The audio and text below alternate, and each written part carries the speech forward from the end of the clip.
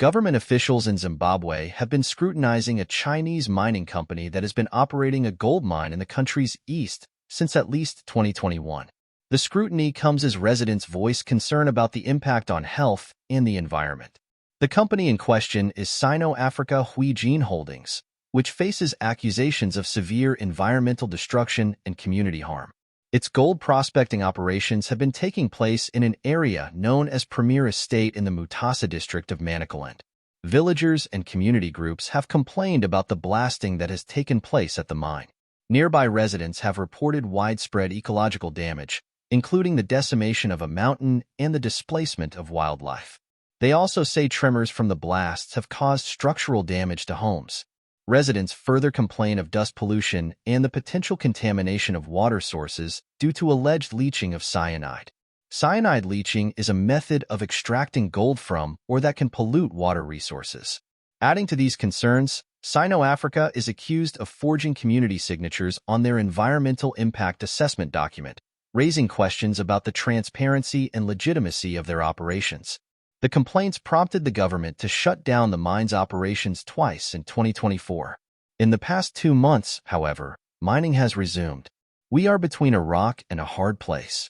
If it's possible, let them compensate us and relocate us because it's no longer appealing, Ishiwadenga Moyo, one of 30 residents living within some 300 meters of the Sino-Africa Huijin mine, told VOA in December.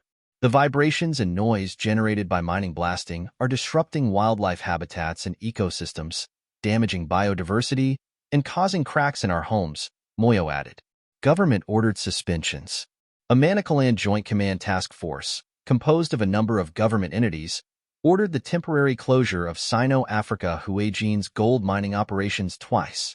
Officials say the shutdowns were enforced to ensure the mine met all necessary requirements.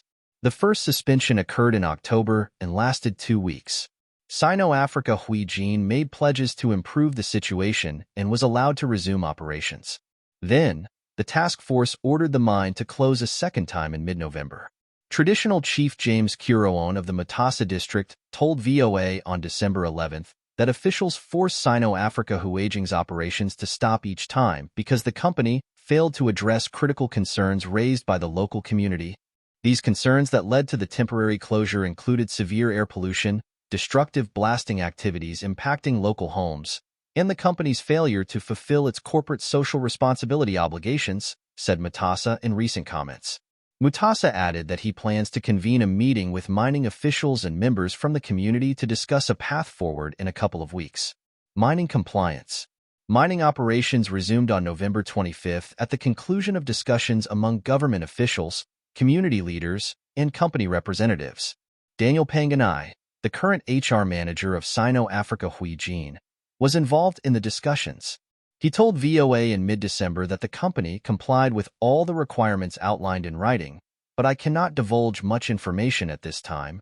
Ms. Hekmugadza, the Manicaland Minister of State, also said in December that Sino-Africa Huijin committed to adhering to all mining and environmental regulations.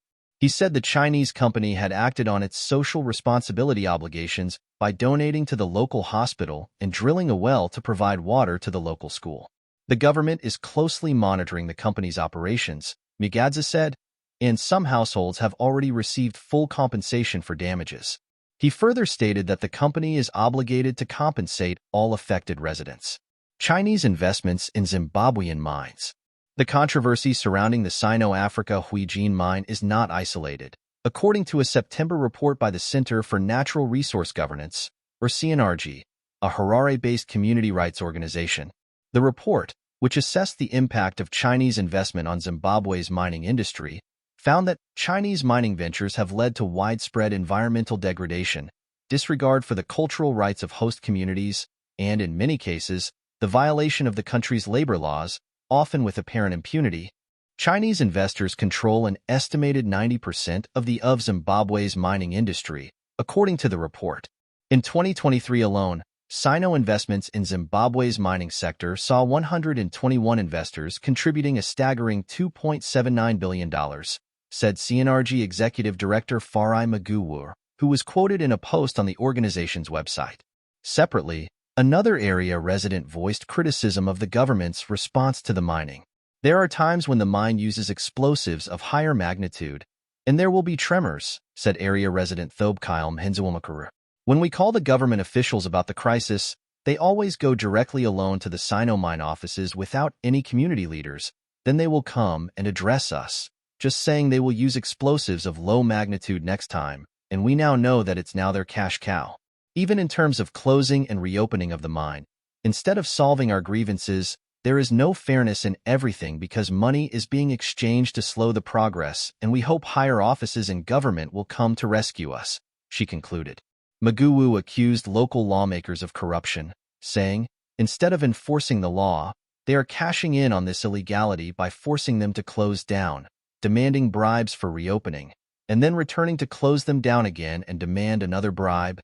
Despite repeated phone calls and visits to the offices of government stakeholders to address these accusations, including the Ministry of Mines and the Environmental Management Agency, VOA received no response. This cycle goes on and on while the environment is being sacrificed, Maguwu said.